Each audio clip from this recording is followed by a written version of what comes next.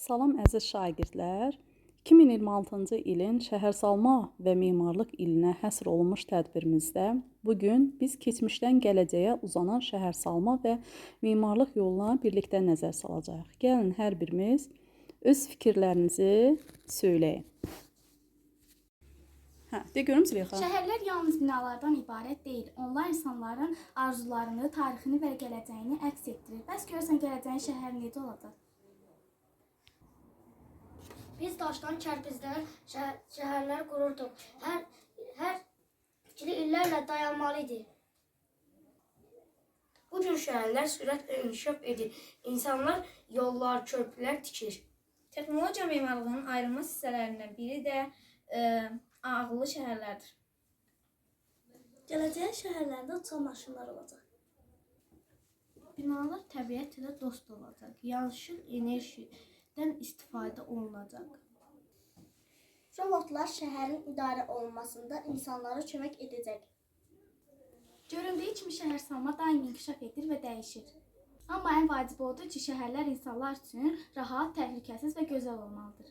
Bəli, bugünün şəhərləri sabahın tarixidir. Gələcəyin memarları isə məhz sizlərsiniz. Bugün biz gələcəyi şəhərini necə qurmaq lazım olduğunu birlikdə öyrənəcəyik. Görək müasir şəhər necə olmalıdır? Mən bir memar olaraq istərəm şəhərimiz gözəl və rahat olsun. Hündür binalar, geniş yollar planlaşdırmışam. Amma unutmayaq ki, şəhərdə yaşıllıq da olmalıdır. Parklar, ağaclar və təmiz hava insan sağlamlığı üçün vacibdir. Bəli, biz rahat yaşamaq istəyirik. Uşaqlar üçün oyun meydançaları, təhlükəsiz yollar da lazımdır. Çox düzgün. Şəhərsalma zamanı həm insanların rahatlığını, həm də təbiətin qorunmasına nəzərə alınmışdır. Deməli biz həm gözəl, həm də ekoloji təmiz şəhər qurmalıyıq. Gəlin dostlar yığışaq, bir xəyali danışaq. Gələcəyin şəhəri birlikdə biz quraq. Bu şəhər necə olsun? Kim deyir öz sözünü? Hər birimiz danışsın, göstərsin öz izini. Mən bir memarım bugün. Əlimdədir layihə, gözəl binalar tikim, şəhər olsun sevincə. Hündür evlər ucalır, işıqlarla bəzənir, geniş yollar salınır, hər tərəf düzənlənir. Amma təkir daşdılar, şəhər demək deyil ki, onu gözəl edən də insanlardır, deyilmi? Mən dediyim fikrimi, təbiəti qoruyaq, yaşıl ağac parklarla şəhərimizi dolayaq. Quşlar uçsun səmalarda, çiçəklər açsın hər yerdə, təmiz hava olsun, daim sevinç dolu olsun hər ürəkdə. Əgər biz qorumazaq bu gözəl təbiəti, sabah necə yaşayarıq, unutmayaq bu həqiqəti. Mən sadəcə bir sakin, rahat həyat istəyirəm. Sakitcə, işıqlı yol, gözəl mühit diləyirəm. Mağazalar, məktəblər yaxın olsun evimizə. Belə şəhər qurulsa, sevinç gələr üzümüzə. Uşaqlar oynasın rahat, oyun parkları olsun. Təhlükəsiz yollar ilə hər kəs xoşbəxt olsun. Hər bir fikir dəyərlidir, dinlədik biz hamını. Şəhər qurmaq məsuliyyət qorunmalı hər yanı. Qanun, qayda, nizam, intizam olmalıdır hər zaman.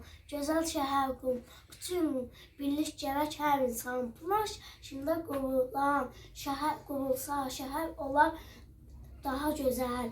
İnsan və təbiət birgə yaşasa budur əsl. Demək biz birlikdə qura bilirik bu şəhəri. Sevgi ilə ağılla yazaq gözəl əsəri. Yaşıllığı unutmayaq, bu bizim sərvətimiz. Təmiz hava, gözəl həyat, ən böyük nemətimiz. Rahat həyat istəyən hər insanın arzusu var. Belə şəhər qurulsa, xoşbəxt olar insanlar. Gələcəyin şəhəri, yaşıl olsun hər yanı. Təmiz hava, gözəl həyat, qoruyaq biz dünyanı. Sevgi ilə qurulan şəhər olan ən gözəl. Birlik varsa ürəklər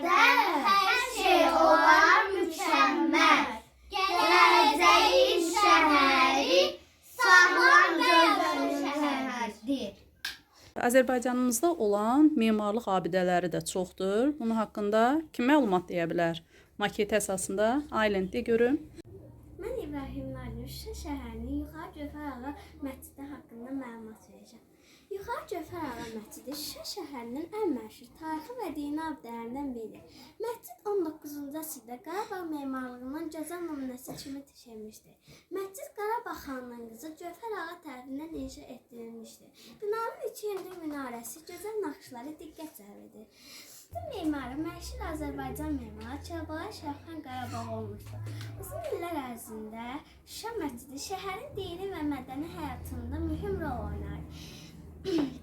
Qarabağ işğalı dövründə məscidə ziyan dəyirsə də sonradan bərpa işləri aparılmışdı. Bu gün məscid Şuşa şəhərinin tarixi simvollarından biri hesab olunur.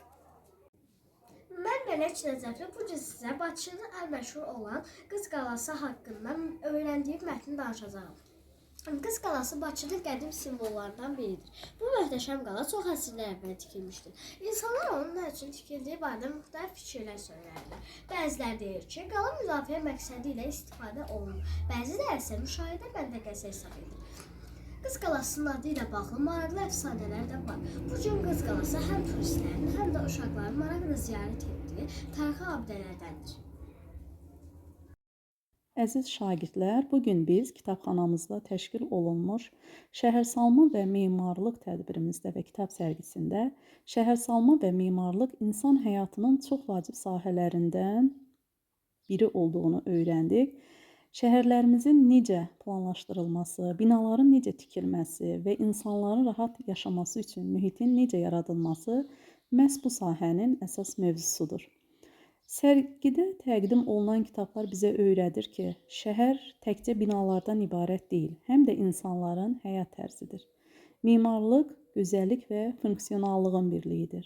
Yaşıllıq və təbiət şəhərin ayrılmaz hissəsidir. Planlı şəhərlər daha rahat və təhlükəsiz olur. Burada həm Azərbaycan memarlığı haqqında kitablar, həm də müasir və gələcəyin şəhərləri ilə bağlı maraqlı məlumatlar da yer alır. Biz bu sərgi vasitəsilə şagirdlərdə oxuma vərdişini gücləndirmək, eyni zamanda şəhərsalma və memarlıq haqqında biliklərini artırmaq istəyirik. Gözəl şəhər gözəl fikirlərlə başlayır. Gələcəyimizi isə biz birlikdə qururuq.